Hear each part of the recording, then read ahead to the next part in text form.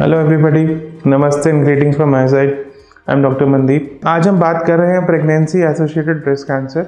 अक्टूबर breast cancer month है, तो breast cancer के अराउंड जो उसके डिफरेंट एस्पेक्ट्स हैं उसके लिए जो हम अवेयरनेस जनरेट करने की कोशिश कर रहे हैं, तो ये उसका एक पार्ट है। तो जनरली क्या है कि प्रेगनेंसी के टाइम पे अगर कोई ब्रेस्ट में चेंज होता है, जैसे कोई लंप है, कोई निप्पल से डिस्चार्ज आ रहा है या ऐसा कुछ है, क्या होता है कि हम पहले एट्रीब्यूट कर देते थे अच्छा ये तो रसौली है या दूध की गठान है ऐसा कुछ। तो पहली तो ये चीज़ है कि अगर प्रेगनेंसी के टाइम पे कुछ ब्रेस्ट में चेंज हो रहा है तो प्लीज़ उसको इग्नोर मत करिए, उसको डेफिनेटली इवैल्यूएट करिए।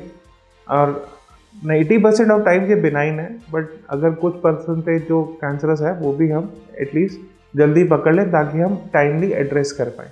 दूसरी चीज़ ये है कि प्रेगनेंसी एसोसिएटेड ब्रेस्ट कैंसर हम बोलते हैं किसको है, जो ब्रेस्ट में कैंसर प्रेगनेंसी के टाइम 9 मंथ्स ऑफ प्रेगनेंसी और उसके बाद जो लैक्टेशन होता है 12 से 18 महीने उसके दौरान होता है, उसको हम प्रेगनेंसी एसोसिएटेड ब्रेस्ट कैंसर बोलते हैं।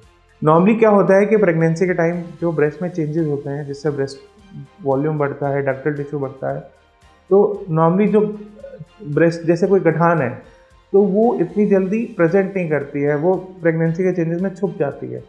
तो फिर उसको पकड़ने के लिए थोड़ा सा पेशेंट का अवेयरनेस और डॉक्टर की भी जो इवैल्यूएशन जो है वो सटीक होनी चाहिए।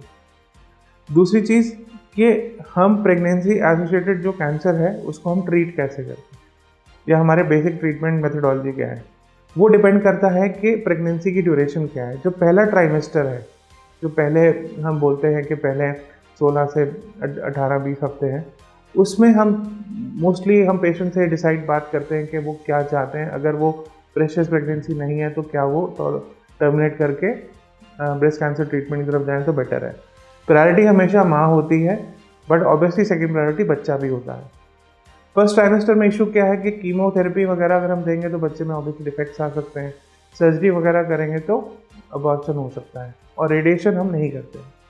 सेकेंड ट्राइमेस्टर सेफ होता है। सेकेंड ट्राइमेस्टर में जो बीच वाला पीरियड है उसमें हम कीमो भी दे सकते हैं, ऑपरेशन भी कर सकते हैं।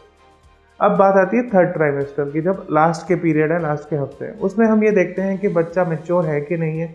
अगर बच्चा मैच्योर है उसको हम उस तब प्रेगनेंसी जल्दी कंप्लीट करा सकते हैं। तो हमारी प्रायोरिटी है कि प्रेगनेंसी को कंप्लीट कराओ, बच्चे को बाहर लेके आओ, उसके बाद फिर कैंसर का ट्रीटमेंट शुरू करिए। अगर हम थर्ड ट्राइमेस्टर में सर्जरी या इस तरफ करते हैं तो ऑब्वियसली उससे भी जल्दी इंडक्शन ऑफ लेबर हो सकता है और कीमो का थोड़ा बहुत प्रॉब्लम बच्चे में आ सकता है। तो ये नॉर्मल मेथडोलॉजी है। प्रेगनेंसी एसोसिएटेड ब्रेस्ट कैंसर, क्योंकि pregnancy is a state of hyper hormone, मतलब प्रोजेस्टेरॉन का एक्सेस है, तो नॉर्मली ये हार्मोन पॉजिटिव होता है, जो अच्छे टाइप का कैंसर है।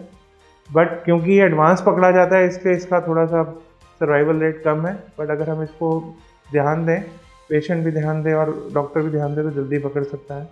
कुछ कंपोनेंट ट्रिपल नेगेटिव का होता है, जो पेशेंट्स कीमो पर रिस्पॉन्ड करते हैं वो अच्छे, उनका सर्वाइवल भी अच्छा होता है।